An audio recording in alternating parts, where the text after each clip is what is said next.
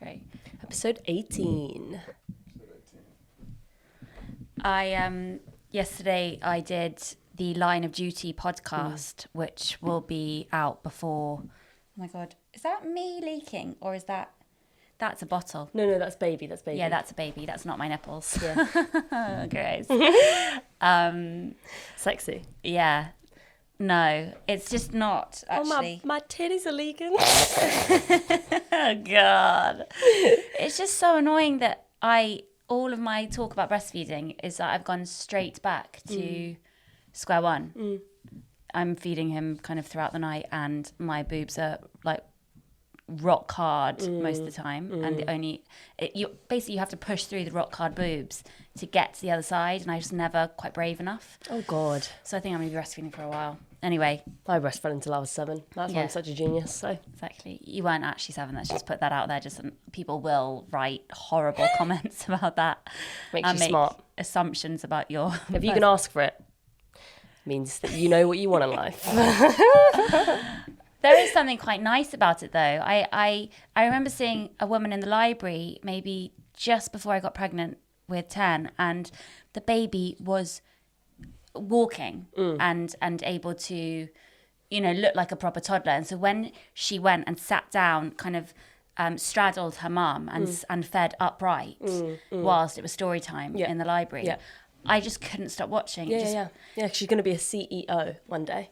Is she though? Because the thing is about breast milk, it's so thin. I think it is obviously amazing to do, but if you look at it, at points in the day, it's so watery. Yeah. And then you look at formula and it's actually got added vitamins and stuff. You think, actually, is it all a myth? It probably is. In order to make women feel constantly inadequate and tired and chained to their babies and not be able to go back to work, it is probably all a huge conspiracy. Yeah, I am so glad that I've relaxed about the formula thing because it's just so much easier. So much easier. It means we can all help and exactly. It's great. Anyway, so the Line of Duty podcast, talking of microphones. I'm so annoyed that you got to watch the second episode though. I know. So it's a whole thing. I didn't know that if you're able to go on a podcast to do anything about TV, they send you the link before, and there's a whole world of BBC programmes that are just hidden from everybody. And I would have got arrested if I showed anyone. Obviously, I watched it with Alfie in bed, but I couldn't. It would have been wrong. I felt like it was not fair. Yeah. If anyone. So I was very good. I didn't show anyone else, and there are so many programs on there that I could have. I didn't have access to, but it felt kind of weird to be in the BBC backside. Exactly. Is that the word? No. The Back BBC. end. No, again. No, the BBC like backstage pass. You had like Backstage a VIP pass. I had a backstage VIP pass. It was only because, to be fair, somebody dropped out of the Line of Duty podcast, and You wouldn't be my first choice, if I'm really being honest. For like straight off the bat, second episode, you've got to start the series strong. I wouldn't instantly go to you, but I really enjoyed the fact that they did pick you. It's because Craig Parkinson, I did his podcast, which is brilliant. It's the Two Shot podcast, which if you're an actor and you haven't listened to, I really, really recommend it, just because it's really nice hearing people talk about their experiences in the industry, usually very successful actors, and then people who, like me, who are very unsuccessful actors but have funny stories about it. So it is actually a really good podcast. And he obviously was in Line of Duty. Yeah, he played Dot. Bank copper. He's the only person I've ever actually fangirled. Yeah. When he was in Line of Duty, I really fancied him. I think it's because for some reason he fit in the world of it so well, and I at once disliked him, but I was also charmed. And then when he died, it just This is the theory: did he die? We never saw his funeral. We never saw his grave. We did did he see die? blood though. We saw blood and we shot chest. But they're good criminals. They can fake blood. Oh my God, what a treat that would be if he came back for a cameo. But surely this is the last season. No, he said he's absolutely not. Yeah. But so anyway, he's presenting the Line of Duty podcast, and in the first episode, it's called Obsessed with Line of Duty, and in the first guest was Sarah Millican, and I listened to her one, and she was really, really good on it, and so I felt quite pressured, and I was nervous anyway, and I didn't want to bother Alfie. Even he hates me saying this, but I always am getting him to set up things for me, and I feel so stupid most of the time because it's always like a microphone or an iPad, and I'm just inept technologically, So I tried to do it on my iPad with a mic, which, to be fair, he did have to set up. But I thought, he can then go to his office and he doesn't have to. Anyway, I got really in deep into the Line of Duty podcast, having a really great chat. And then I just froze and everything shut down. And I thought it all deleted. And it was so stressful getting it all back together, getting in contact with them, setting it all up again. It took about 20 minutes. And then got back in and it happened again. So I really disappointed them. I wasn't a good guest. Do you think that you are a generally good guest on things? Do you think that you're good at being interviewed? I remember, sorry, just a fun little story. This is just to give a flavour of what Jessie's like. I remember once me and my mum sitting in the audience in Edinburgh to watch Jessie do, I think, one of your first interviews as a comedian about your show. And for some reason you turned up with soaking wet hair. You just rocked up onto the stage with soaking wet hair and you sat down like this kind of demon spirit that was being asked about something, and you but the thing is, you never know what to expect. Sometimes in an interview you're really giggly, sometimes you're really, really dark and forlorn, but it's just so interesting because I feel like so many people, and especially performers, have a real set persona, and you can tell the anecdotes they're telling, it's all very devised, crinkly smile around the eyes, they don't really care. But with you, it's it always feels very genuine. I think you're a really fun person to interview. But how do you feel? I remember that interview so clearly because it was Tessa and Stevie on the Nobody Panic thing. Really good podcast. Again, really nice girls. You probably already listened. If you listen to that, you probably listen to this. Let's be fair. The Venn diagram is quite small. Yeah. Big time. Anyway, I remember that morning really well because I get really stressed before performing because I'm not a natural performer at all. And I remember the podcast was before a show. So I think I was just, but I feel really uncomfortable being watched with my posture and everything. I do kind of shrivel up into a stressed ball. I'm so ashamed of stuff like that. But the thing is, it's so sweet. It is so sweet because it just shows that the fact that you have to perform. No, the fact that you perform and you do well despite the fact that it makes you deeply uncomfortable, it shows that you're a true artist. That's what you want to be. You don't want really a performer who creates this really interesting, moving, dark, thought-provoking piece of art, and then they get interviewed afterwards and they're like a gleaming, perfect Hollywood model. That would mean much less to me because it shows that they just wanted to be seen. Yes. I mean, it's still valid, but I quite like the fact that you're a bit weird. There's two different types of performer. So I'm definitely the introvert performer. I think you are too, to a certain extent, except I think you're really good at faking it. Oh, for sure. Absolutely. You're really good at faking it. It's my skill. Whereas I am awful at faking it. Yeah. And I don't waste my time trying to fake it. But say Alfie, who's such a natural performer. And so extroverted. He just loves being around people. He comes alive in public. And that's why it's so weird this last year, because we've seen him whenever there's a moment, say, when you're ordering a coffee and you're in a line and then he has to speak to a stranger, I'm always like, Blossoms that's a different person. Yeah. And I feel really guilty that he's not allowed to be that person very much at the moment. But then I guess no one is allowed to be the people they really are at the moment. But actually, I am being the person. I am a hermit. You're a homebody. And home girl. You're Jenny from the block. Jessie from the block. Oh, J-Lo. Oh, God. I shouldn't mention J-Lo because Jessie just drifts off into her own little world. I want to try her skincare range. Oh, she has perfect skin. She takes good care of it. Drinks a lot of water. Have you noticed my bum lately? Yes, I have. Thank you. Couldn't stop looking at it this morning. No, genuinely, have you noticed that my bum has got really good? It's radiant. Yeah. It's emitting its own form of energy. I feel an electromagnetic field coming off of it. I'm doing specific bum exercises, Bebe. I've seen. And it just works the trick. Is that the phrase? Does the trick. Does the trick. Those 15-minute booty workout. Do the videos. do you see them on my I've seen those on your YouTube. I wish she has to That's so embarrassing. I wish she has to upload. She has to upload the podcast videos via Jessie's YouTube, so they're logged into the same thing, and so he gets a little peek at some of the stuff she's been looking at. I also started doing, really embarrassingly, an ab line workout, which is just for the waist and the abs, and a specific waist one. And then there's another one which is grow your booty in 20 days. 20-day booty workout. Yeah, I like the skinny legs in 12 days or something like that. And it's because the idea is that you repeat it every day. I do it one day. I never do the 12 days. I never return to that video. It's rest assured we're not returning. But the fact that it tells me skinny legs in 12 days, I'm always like, I'm gonna have skinny legs in 12 days. Yeah, but the problem is I spend so long trying to find these videos. So now I've like just kind of saved them all. And there's this one woman I'm kind of obsessed with who, have you ever heard of Gymshark? Mm-hmm.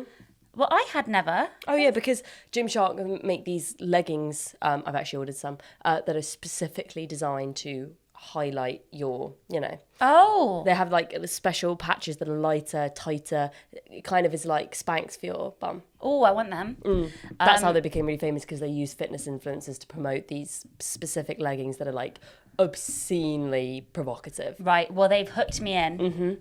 They've got me. And there's one who was with Gymshark as a trainer, but she's left. And so she does loads of videos like why I left Gymshark. What's her name? I don't remember. I will put it in the end description. But she does these 20-minute workouts, and they're all really. They're not just your normal squats. Oh, really? She has a mobility expert who designs the workout, so they're all like a squat with a lunge with a twist. But her face when she does this workout is amazing. She looks so constipated and she's trying so hard, and she's obviously been bought a flat by YouTube, and I can see Westfield in the background, so I know it's near Stratford, so I could find her if I wanted to. And she lives with her boyfriend Mario, and they just YouTube all day long. They film themselves. And so I was doing one for a workout video which was 20 minutes long. I only managed 16 minutes, and then I clicked on the link underneath, and it was a food diary. Oh my God. I can't believe you've only just stumbled into the world of food diaries. I'm very new to YouTube in general, really. I've always been quite disciplined about never getting into a YouTube hole, but I feel like I've now opened that door. I feel like generationally that's quite an interesting divide, because as a young teenager from the ages of 12 to sort of 16, 17, I was obsessed with YouTube. That would be my hobby when I came home from school, watching people do makeup tutorials and taking me through their vlog, whereas I feel like for you that would have been a bit lame. So it's interesting that you're now coming onto a side of it that for me feels very dated. Oh my God, I can't believe it. It's so basic, but in the best, most beautiful way. It's so satisfying to get a little nugget of an impression of what somebody else's day is like. I think it's a reaction to years of TV development as well, because you go through years of trying to get a script made and having to prove yourself as a performer and a writer, and what would my brand be, and what would this show be like? Would it be girls mixed with Big Bang Theory, whatever? And then you try and that sounds like a winner. and then you try and kind of condense yourself into a tagline to get sold. And it's never worked. Then you go on YouTube suddenly and you watch these vloggers and these food diaries who are just giving out, minutes and minutes of just nothingness, and not worrying about it being funny at the end of the sentence or having a nice little neat summary at the end. They're just kind of just talking as themselves, like, hey, oh my God, what am I doing with my hair today? Oh, yeah. It's a complete stream of consciousness. It's actually kind of like, it's sort of really sophisticated high art if you look at it in a certain way. Totally. And they're just being themselves. And I think that's something that as a performer and for years trying to be very neat and fit in and find my slot, and it's never worked. And find the right version of yourself to put out there. They just put everything. Exactly. There's no embarrassment. And they celebrate the mundaneness of their experiences. Not that they're all mundane. Some are, really interesting and funny, but most is what I had for breakfast today. And, today was actually quite a nice day. And I don't give a shit about your day, but I'm watching. Oh my God, I just find it fascinating. I was on food diaries for a little bit and sort of general vlogs, but that was more when I was a young teenager. And then I sort of shifted on to makeup tutorials and things like that. But now my YouTube consists of watching sort of, they're called binge diaries. Oh my God. I almost don't want to get you onto them because you're going to enjoy it too much. I'm writing this down. And it's essentially people who are recording what they eat on their binge days. And you never see their faces. You only see their hands. You never see them eat the food. You only see them pick the food up, show it to the camera, and then they go off screen, take a bite of it, and then they show you the process of them eating it. And for some people, it's like they're recovering from eating disorders, so they're documenting, to kind of like keep accountability of themselves, or, in there trying to gain weight. Some people, they just do it for fun. But to just see how other people indulge, because binging and like being indulgent was such a huge part of my life when I was a teenager, to see how other people do it, what foods they eat, what cereal they're binging on, the way that they put together meals is fascinating. Oh my God. And is it really premeditated and planned? Some of them are. So there's this one girl that I watch particularly called Ophelia Laus. I've never seen her face. I'm fascinated. She's a mysterious figure. I want to know everything about her. But she is very honest and open and brutal with herself. Some days she plans out everything, and other days it's like a complete free-for-all. And she'll have a little caption, very calming music, and she'll have these little kind of annotated captions where she talks about, well, this is where my mindset was at. This is why I did that. It's just... I am doing that tonight. That's my Friday night sorted. It's in just, bed. we're going to watch it together. It's so fun. Alfie, no, I'm sorry. That's saved for Alfie. Alfie loves it. We started watching, so he did a podcast during lockdown, and one of the guests was Chloe Madeley, Richard Madeley's daughter, Rich and Judy. Mm-hmm. So, bad girl. Oh, she's got married to a huge rugby player, like as in like big and successful, who seems to be one of the most kind of ambitious and industrious YouTubers out there. He does kind of, not to massive success, but he just kind of does loads of series on YouTube. Anyway, they've started doing a podcast in lockdown called the Lockdown Diaries or something original like that. And they did a food diary day. Oh, I loved it so much. Because he's like 6'6". He has to eat 4,000 to 8,000 calories a day. Can you imagine? That would be a holiday. I just want to take a holiday in that man's body for a week and just walk around in it, see what that's like. So every meal he has 3 courses. So he has he has a starter, a main, and a pudding for breakfast, lunch, and dinner. And so I watched. Oh my God, he has like granola for a starter, then a fry up for the main, and then a light cereal for the dessert. Why do you have granola and a light cereal? That seems a bit silly. Maybe I'm remembering that wrong, but I know he had granola because once I hear the word granola, I can't stop thinking about granola. And Chloe then has to, as a kind of a slim, little woman, has to have. She makes what she calls a protein cake out of protein powder that she microwaves with xanthan gum. To make it all sticky. Yeah. Sounds disgusting, but also delicious. And then for her second course, she has an egg white omelette with salsa and cheese. Oh, I hate being a fucking woman. What the fuck? That's not fair. That's not fair. Exactly. I would enjoy the 3-course breakfast more than he would. I think I deserve it more. I'm not having a fucking protein snot cake. Like, but so gross. she was describing what she... It's Margot's Little Mermaid. Yeah. She had to turn the volume down on Margot watching The Little Mermaid because she's having a sick day of school today. She's very sick. She's not sick. We just want to hang out. No, to be fair, she did start laughing manically in her sleep last night and she had a fever, so she's off sick. Anyway, don't arrest me.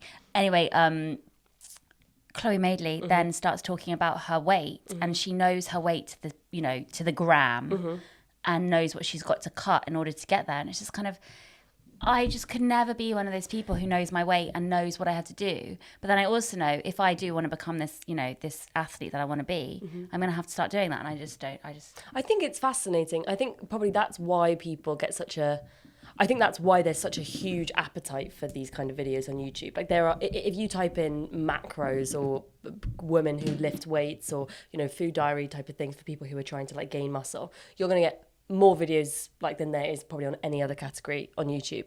And I think probably it's because people are living vicariously, because it's just really fascinating to watch people who can be so disciplined and morph their body into being something that they want it to be, like this kind of weapon or this piece of art. And for me, I know I would never be able to stick to anything like that. And I'm fine with it. But it's really satisfying to be able to watch people doing it and being able to kind of like just pretend for a second like that it's me. Like I genuinely sometimes watch somebody doing a whole exercise video and I feel like I've worked out. Oh, afterwards. totally. I love watching exercise videos. And I'm like, God, I feel good actually. Yeah, I could do that someday. Yeah. Oh, that's cool. that's the exercise she's doing in the 4th minute. Yeah. That looks like a good one. That looks like it will burn. But I think the reason I like the binge videos though is not because I have kind of dormant eating disorder issues. I don't think I do. I mean, I've got like, you know, a healthy, unhealthy attitude, I think, to food and weight. Is the fact that they are letting themselves go for a little bit. And when you see somebody who's seemingly so together all the time, always knowing their macros, I don't even know what that fucking means, or that, you know, how many grams in this pit of cheese or whatever.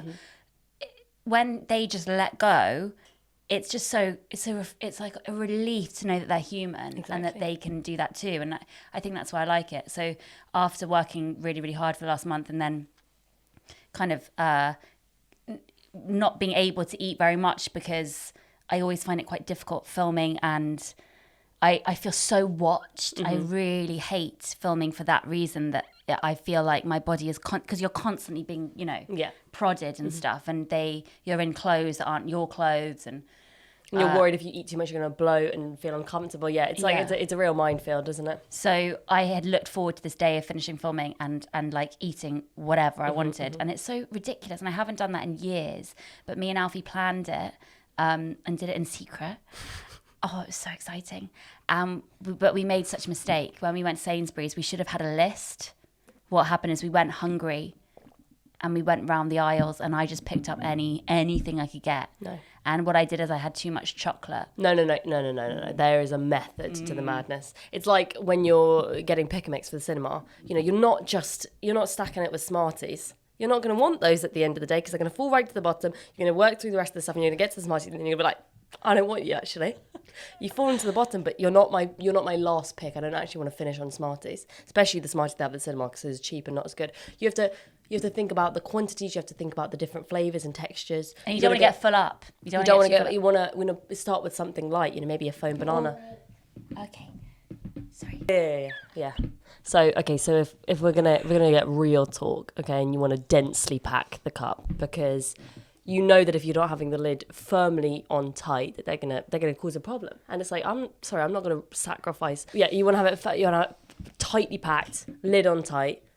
Okay, so what we're going to do is we're going to stack around the sides. We're going to get some rainbow strawberry laces, okay? You're going to maybe get some different colours, maybe you want some different textures in there because you don't want all one note. But ultimately, that's going to be the thing that you're going to want to return to at the end of the day. When you're rattling around at the end of the movie, oh, do I have anything left? The one thing that you want to find is a strawberry lace. We all know it. That would be the thing. So you're going to firmly pack the sides. It's like insulation. It's like you're soundproofing a room, okay? And then at the bottom, we want things that are kind of like high volume, low density. So we don't want Smarties to fall to the bottom there because you know that's going to make you feel sick. You're going to eat all the Smarties at the end of the day and you're going to feel sick afterwards. So maybe some sort of marshmallow thing, maybe those little chocolate mices. You basically want sweet air. Yeah, sweet air. Maybe some foam bananas. I'm not the biggest fan, but in terms of like stock filling up, you know, in terms of like padding, very, very useful. And then you're going to be throwing in some Razzies. You want as many Razzies as you can get. Plus, what are Razzies? The chocolate with the sprinkles on top.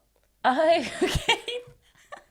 You want to get as many Razzies as you can, and then we're going to go for a sour. You know, so your sour smiley faces, the sour little cola bottles. You're not going to be getting the normal giant cola bottles that don't taste like anything. You can maybe get one if you're curious, but I would go for a strawberry instead. Sour chocolate. And that's what you're going to be balancing it out. The sherbet in. Yes, Jessie, that's the insulation. Oh no, you're talking about the plastic tube. Yeah. Rainbow dust. No, sorry, we're not fucking amateurs here. Excuse me, you're 3 years old. We're not having rainbow dust. No. Are you talking about strawberry laces? No, I'm talking about the tubes with the chewy sherbet thing in. You mean the white stuff in the middle? Yeah. That's what I'm talking about. Oh, I thought you meant like the thin strawberry laces.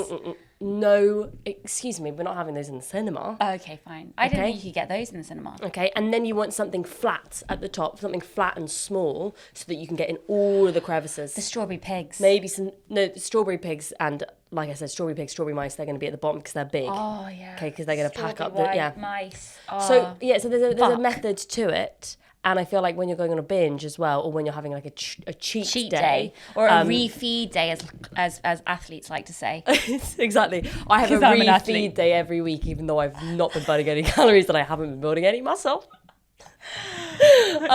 So yeah, I just think you've got to basically have as many kind of contrasts as you can. You want something really, really salty and something super sweet afterwards to kind of knock your senses back into wanting to eat more food, as they have on that show that I used to love when I was younger, Man vs. Food. Oh yeah. He would always talk about when the most difficult challenges weren't in fact the savoury meals, it was always the sweet things. He had this ice cream tower and he was trying to get through, trying to work his way to the end, and then he realised, get me some fries, got some salty French fries out, instantly was able to finish the ice cream. So it's all about contrast, guys. I find those competitive eating competitions amazing. It's my favourite thing to talk did about. a film, it was like a half-hour Channel 4 film, Burger Van Champion. Oh, I love that. Still the finest acting role to date for me. You were so good in that. Although seeing you eat burgers was really funny. Well, I didn't. I had to spit them out because I just was like, I'm not going to eat the 15 burgers in a row, so I would spit them out between takes. But I remember thinking this would be a fun job. But I'd feel so. You must just kind of make you have to just lie in the bed for days after.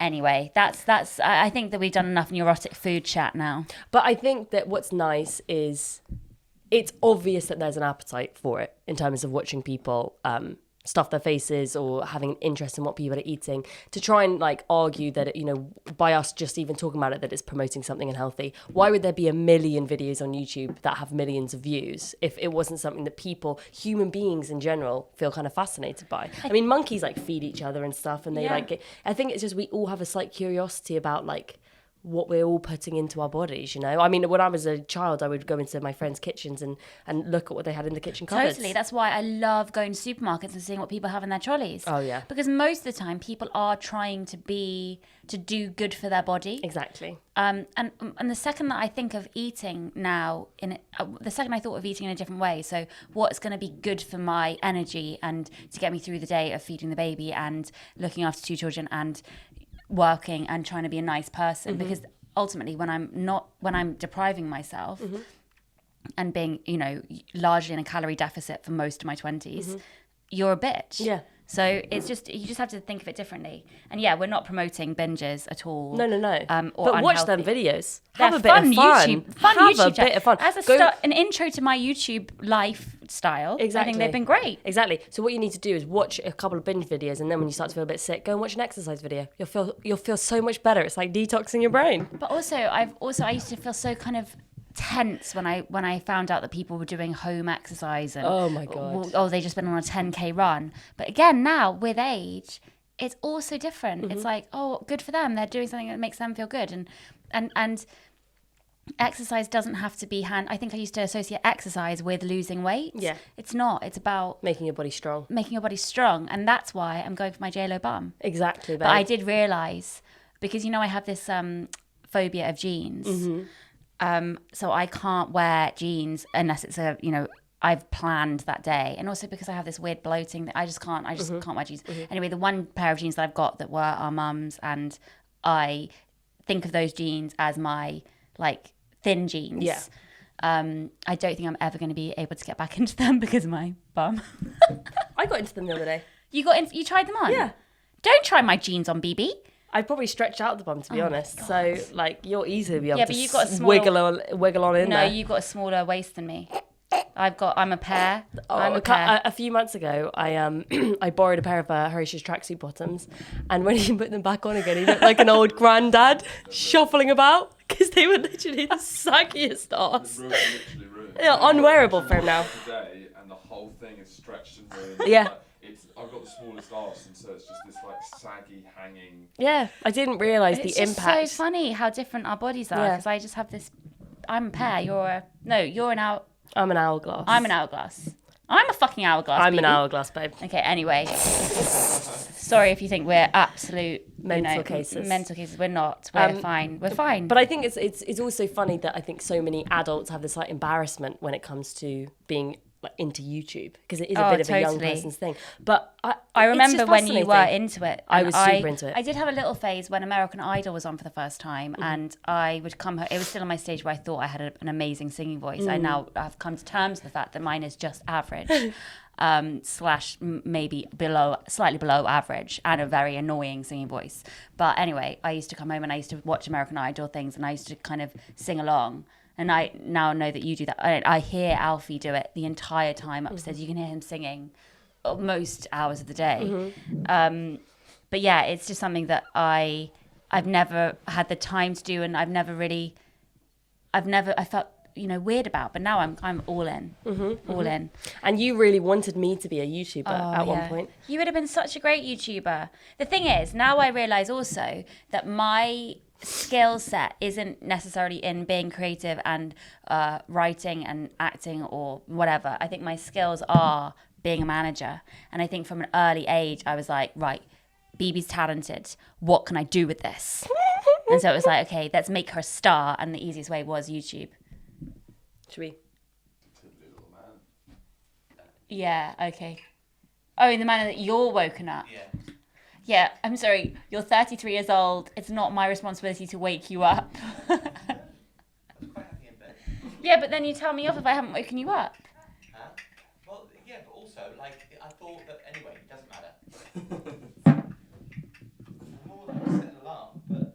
You don't wake up. You never have actually managed to get up via alarm. It's true. You've missed flights. More lies about me. You've missed flights. So yeah, you wanted me to be. Are we still recording? Okay. Jessie wanted me to be a YouTuber because she saw me watching these makeup tutorials and practicing on myself and watching these vlogs and stuff. And it was so sweet the way that you were trying to kind of encourage me to pursue this interest, because you didn't understand that the joy that I got from it was not the idea of me doing it. It was just watching these other slightly older kids, be there and it just. But it's was because so funny. I've always been fascinated with people who can consume things. I'm not saying this in a derogatory way at all. I was jealous of the fact that you could watch these makeup tutorials and be interested, because I've never really been able to keep up an interest in anyone else's things. I'm so narcissistic and self-absorbed in a creative sense. So I don't like watching anything that people are doing, because I worry that's going to affect me. So if I see somebody else is also writing about, I don't know, a seahorse, okay? I don't know where I'm going with this. If I see somebody's written about a seahorse, a short story about a seahorse, okay, then I worry that whenever I start writing, I'm going to be accidentally influenced by her seahorse story. So I choose to just not read anything that's in the kind of the same sphere as what I want to create, because I don't want anyone to think, oh, she's copied that or she's done that. Yeah, because you want your work to be individual and special. Yeah. And then if it is similar to somebody else's, I can be like, well, that's genuinely because humans ultimately will create the same things as each other. Exactly, because I think that fear that you have that, your special individual work might get mistaken as copying someone else's is obviously a completely understandable thought. But we do all end up creating the same stuff. Exactly. Like, history just repeats itself. Like, we're living in an age that is just borrowing ideas from the past. Like, nothing really new can be made as like the ideas of postmodernism. Exactly. And then if you look at programs that are being commissioned all the time, it's so stupid that a thing doesn't go ahead because, there's something that's also about a one-night stand and getting pregnant. So, sorry, we can't commission this, actually, this better idea, because that's already just a few months ahead of you. Yeah, there are 3 different programs at the moment about like AI love, aren't there? There's like about the same idea that you did your Black Mirror episode on, about like an algorithm finding a perfect match. And they're right all now, about the same thing. And both me and Bebe in the last few weeks have auditioned for things about motherhood, babies, and at the time when I pitched things a couple of years ago for motherhood babies, it was like, sorry, no motherland, so no, or sorry, no catastrophe, so no. And now it's kind of like a free-for-all, because there's so many more channels now. None of them will get made as well, which is just why it's stupid. But lately, me and Bibi have been doing actually more self-tapes than usual. Yeah, helping each other with them as well. Which is a good sign, because it means that more things are getting made again. But So depressing. Oh god, yeah. Because the second that somebody tells you or it gives you the impression like that you're good or that you're special, whatever, even if you're like the strongest willed person in the world, you can't help but like start to think, oh wow, this is what my life's gonna be like when I get this job. April for 16 weeks. Okay, I can Okay, factor so that in. I'm probably gonna have to travel. I wonder, maybe somebody will be able to come and visit me. But what am I gonna be able to schedule it in with this other thing that I'm self-saving for that I'm also clearly gonna get? I need to order some of my keto bars so I can have them when I'm filming. I need to work out So funny. childcare. It's just a fantasy land. It's just like we've spoken about this before, but yeah, every time that you audition for something new, or I'm sure it's similar to other jobs, every time that you interview for something new or you have like a new opportunity, you're just adding an extra room to your dream house that's just never gonna come to fruition. Yeah. But what's incredibly depressing is that so now I'm 33 and I've finally started to go up for roles that are actual women, like they're grown women that maybe are married and have kids. And so that's exciting. But not so great is that some of them are like roles for 40-year-old women. And it's not that I'm insulted the fact that I would go up for a 40-year-old woman. It's the fact that why isn't a 40-year-old being seen for this role? No. 40-year-olds now playing 60-year-olds. Yeah. And 60-year-old actresses, they're put out to pasture. They just shoot them. So sad. It's so ageist. Yeah, of course it is. So I auditioned for it and I was like, there's just no way. I'm sorry. I'm not old enough for this. Yeah. I'm sorry. I don't think And then imagine if I did get it. I would feel like saying, sorry, no, can we give it to this brilliant actress who's 41 and she hasn't got a role in a while? Yeah. It's just, it won't ever happen. Exactly. It's like the lifespan.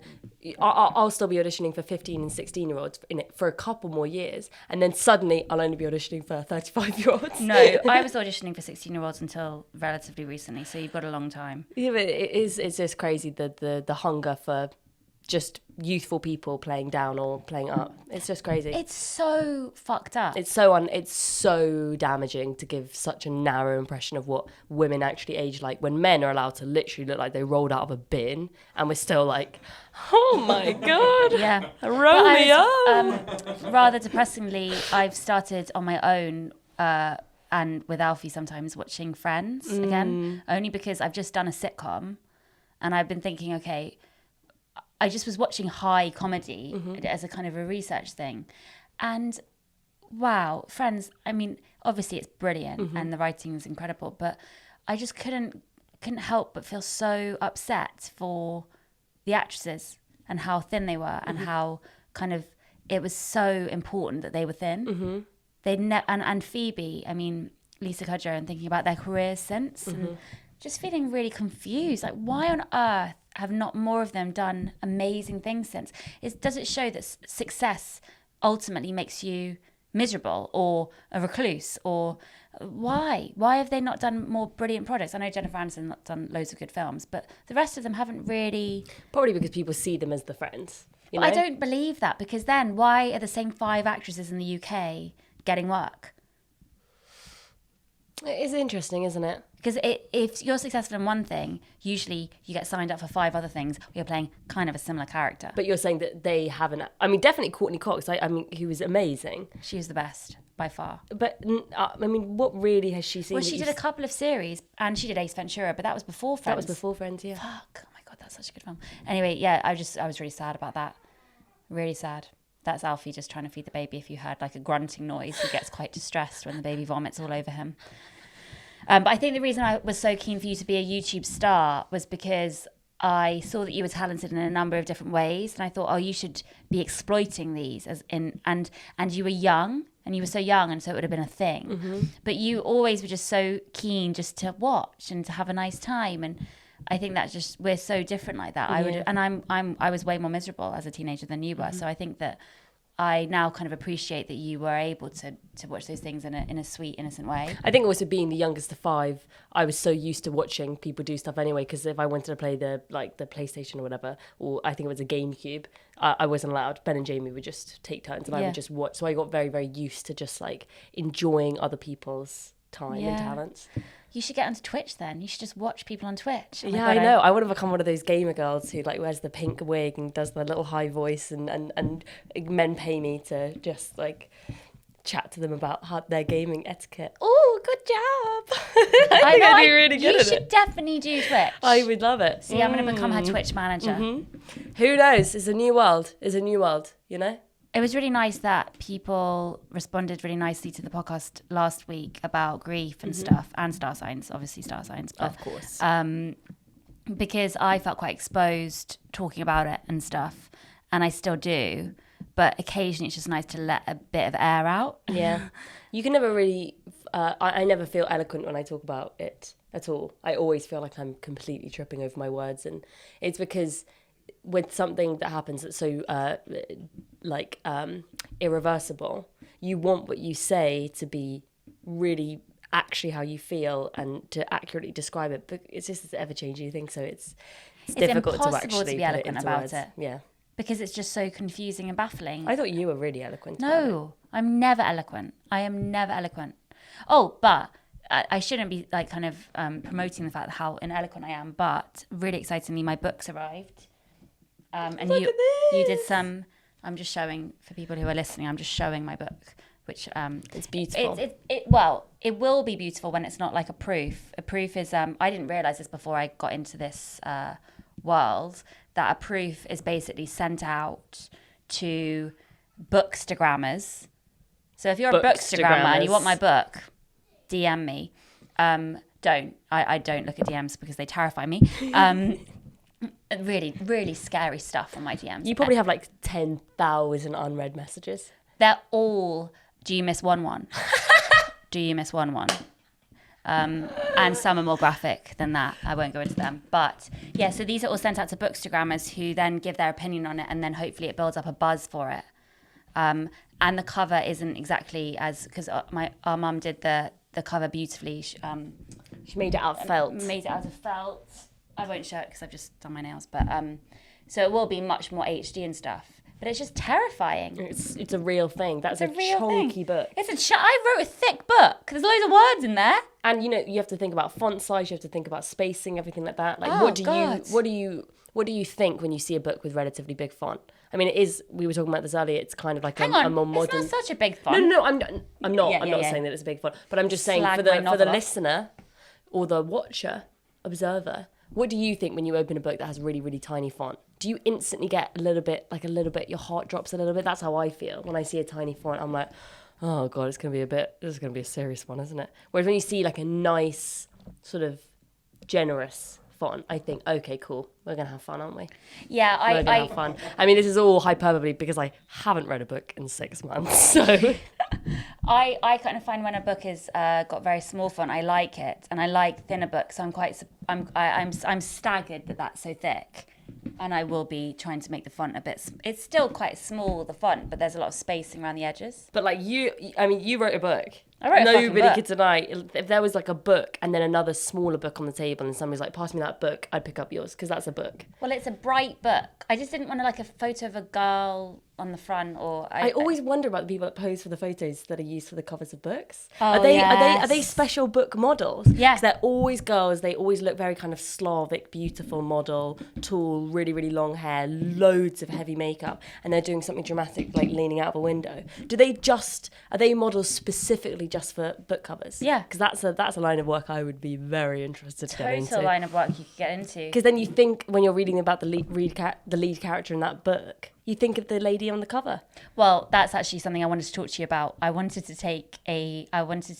I obviously am trying to do all of the publicity kind of very authentically and shitly. Mm-hmm. I was going to ask you if I could take a photo of you when we're allowed to go to a beach, and we could try and time it with a sunset, and you can fulfill your book cover dream. Oh my God! I don't want your face though, no offense.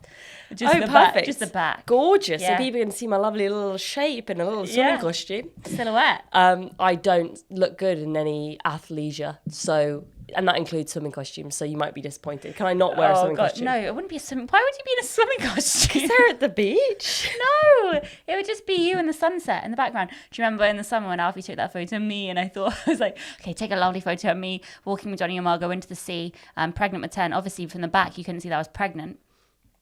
And I was hunched over because I was wearing a shitty little halter neck swimsuit. And the photo of me from the back, I look like an 80-year-old woman. Yeah. We actually spoke about that on our first podcast. That has inspired me to do my JLo bum exercises. yeah, That you're a photo different woman now. haunts me. You have a different behind. I do.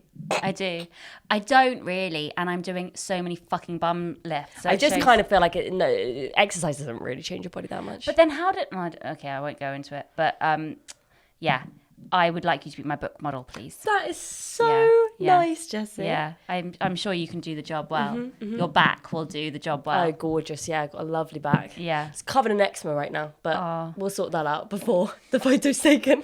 I just do feel like bodies up until they're 25 are going through puberty still. Yeah, big time. Oh, I wonder what I'm going to blossom as a butterfly as. I hope that I get to be 5'7", and I hope I have raven dark hair with freckles all over. That's what I want to be when I grow up. I wonder if you will still grow. I don't think so. I don't think so. So yeah. So thank you if you've pre-ordered my book. That's really nice. Apparently it really, really means something, and that's really weird because I don't think I would ever pre-order a book. I pre-ordered one this month, but that's because I liked her. It was last month. It was her. You know, the Aries book, the weird one about the merman. She's done another mean the one. Pisces? The Pisces.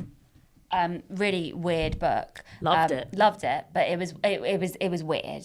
And so she's done another book called Milk Fed, which is all about food and anorexia and stuff. And obviously, that's our. Ding, ding, ding. When can that arrive at my door as soon as possible, please?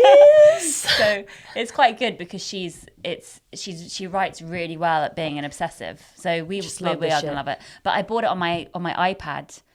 Because I don't want to have any light in the room at the end of the day because it will wake the kids up. So it's just such a different thing reading a book on my iPad. I feel like it's more work than anything. This is a really boring topic of conversation. No, I don't think so. I think it's wonderful. I don't think that. I think that people should try and view books in a slightly different way. Because Alfie raised this point to me the other day. Even if you read a book a week for a whole year, you'd only still read 52 books in that year. And that doesn't feel like that many.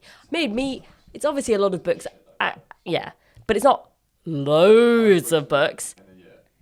Okay, I've probably read maybe 10 books in the last 5 years. No, that's not true. We share books all no, the time. I know. But I'm just saying, okay, sure, I've probably read more than that. I sometimes go through phases of reading a lot, and I'm at the moment going through a phase of really not reading anything, apart from this one philosophy book that I've been trying to read for 4 months.